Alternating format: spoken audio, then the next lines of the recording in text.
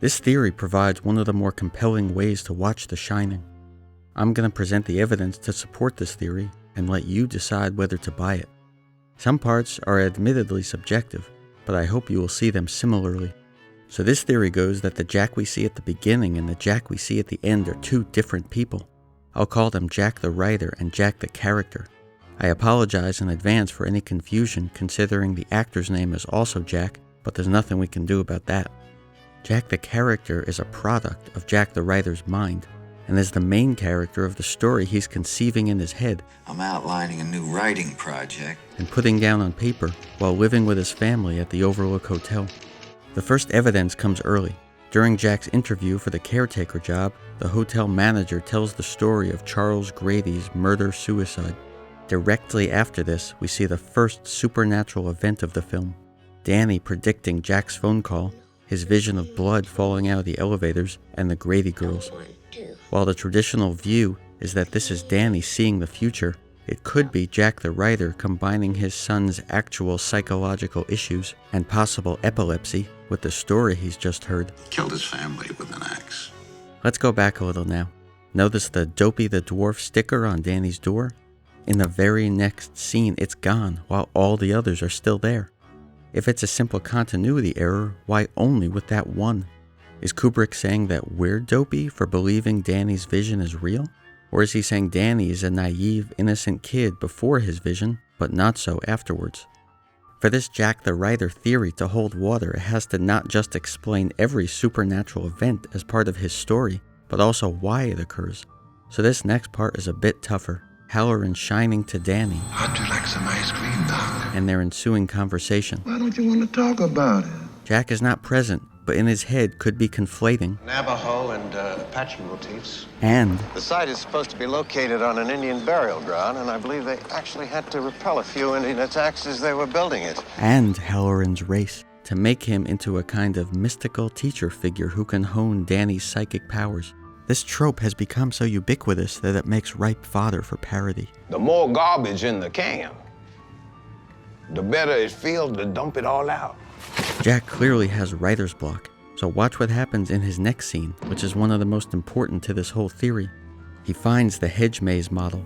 Note the music here for later. He appears to get an idea, doesn't he? Whether the idea is that his wife and son are trapped and don't even know it, or it's an idea for his book is somewhat beside the point. The language of film tells us this is Jack's POV, but this can't be Jack's literal POV, so it must be inside his head. This is the only time we are assured to be in his head, but if Kubrick is opening the window to his mind here, why not elsewhere? Not only is that idea important, but in Jack's very next shot he's writing away, apparently struck by a good idea that's overcome his writer's block. Just maybe he's been inspired with an ending to his horror story. A deranged father chasing his young son through this very hedge maze. I'm coming, Dad! Jack continues writing until he's seemingly disturbed by Wendy. Do you hear the same music as when he inspected the maze model? To me, it evokes Alice in Wonderland, perhaps indicating that Jack is going through the looking glass, i.e. mirror into his own imagination, like Alice did for at least parts of his story. So it's possible this whole section of him berating Wendy could be in his head. His reaction after she leaves looks like someone who just imagined something, and his hair is clearly less messy than just seconds before when he hasn't touched it. And if it is imagined, it could explain why there's paper in the typewriter, because him removing it earlier was also imagined. Here's Jack's next scene. If he's now apparently well into writing his book, why is he psychotically staring out the window? Because I think this is the first scene featuring Jack the character, who Jack the writer here in the very next scene is writing about. While Jack echoing the Grady girls' promise to Danny has traditionally been viewed as how the hotel is similarly speaking to him,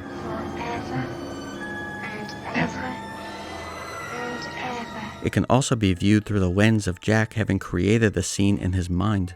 Maybe he tells Danny he wants to live in the hotel forever and ever, just like the Grady girls, because he imagined that scene and is using the same line, the line he thought up, to genuinely engage Danny. And it's the same music as his previous two scenes where he was being creative. Here, where he seems to get an idea and we get a glimpse into his mind. And again when he's writing away. can we then call this piece Jack's creativity? We now come to the shot that inspired this whole theory. If this earlier shot foreshadows danger to Danny by placing the camera so that knives are above his head, what does it mean for this shot, where Wendy and Danny are directly above Jack's typewriter? Kubrick could have positioned the camera just inches to the right or left and still achieved essentially the same shot, but he chose to position them here. So it can really only mean two things. Wendy and Danny are suppressing Jack's ability to write, or they're the subject of what he's writing about. I've always wondered why the scene of Halloran in Florida has featured these naked women. They seem so purposeless to the story, and even distracting and tension-breaking. Isn't that the last thing a director wants? In a screening of the movie I attended a few years ago, they provoked laughter. But if we view this supernatural scene as part of Jack the writer's story, it makes more sense. Jack the character is a significantly darker, less inhibited version of Jack the writer, since his character can be more open with his innermost feelings. White man's burden, old sperm bank upstairs. The paintings could be a projection of his ideas of how a black man's bedroom is decorated. Now let's talk about Lloyd the bartender. Jack doesn't seem to know any of the other supposed ghosts. What do they call you around here, Jeezy? But automatically knows the bartender is Lloyd? Isn't it rational to think that he's a projection of Jack's mind, based on a real bartender he knows named Lloyd? Grady, of course, can stem from the original story he heard, and his name, Charles Grady, differs from Delbert Grady. due to Jack being a little hazy on the conversation he had more than a month ago. I'll come back to Grady a bit more in my conclusion. Now we get to room 237. I believe Danny hurt himself, so when Jack says to Wendy, I didn't see one goddamn thing. he's being honest. He seems way too calm if what seemed to happen in 237 actually happened. He may have imagined the scene based on what Danny said before. Danny told me he saw this crazy woman in the bathtub. She tried to strangle him. The next leg of this theory features a very out-of-place shot. This short clip of Jack typing away right in the middle of Halloran's traveling montage.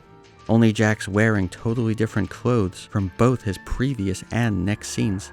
A green shirt and tan pants while he wears his maroon jacket and blue jeans bookending it. We're supposed to believe he wore this, then changed into this, then changed back into exactly the same thing he was wearing before, all in the span of a few hours. Not only do his clothes change, but it's such a weird time to get some writing done. The last time we saw Jack, he was preparing to murder his family by sabotaging the hotel's radio. And the very next time we see him, he's in full-on psycho mode. We're supposed to believe that in the interim, he thought, I have a great idea, I've just got to get down. And of course that great idea being simply more all work and no play, if we take it at face value. It's more likely that we see Jack the character, then Jack writing about his character, then the character again. I think the Jack we see in the first half is mostly the writer, but Kubrick transitions more and more to Jack the character during the second half until we're only watching Jack the character, who is an idealized and exaggerated form of Jack the writer, such as often happens when entertainers play themselves. He doesn't scream at and berate his wife but wishes he did. He doesn't murder a black man but wishes he did. This shot of Jack typing is, I believe, the last time we see Jack the writer, i.e. the real Jack. Now we come to maybe the most difficult scene to fit into this theory, the bare-assed guy in the bear costume. Why would Jack the writer ever put this into his story?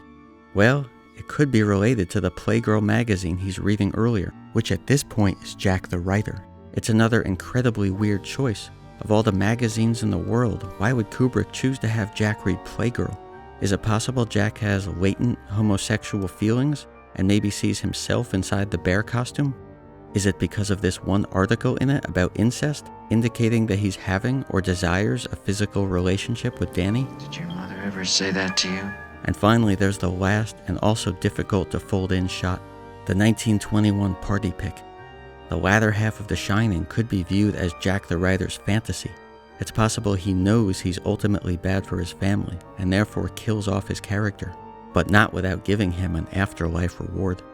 Jack is resentful of his place in society, shoveling out driveways, working a car wash. Did that appeal to you? And feels he should be held in higher esteem. So now he's been seemingly and happily accepted into the fold of rich, old-fashioned white folks.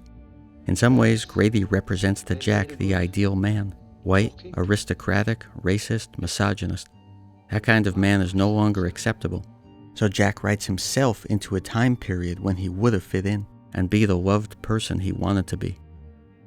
So after all that, do you agree with the theory? Can you find other evidence that supports or contradicts it? Let me know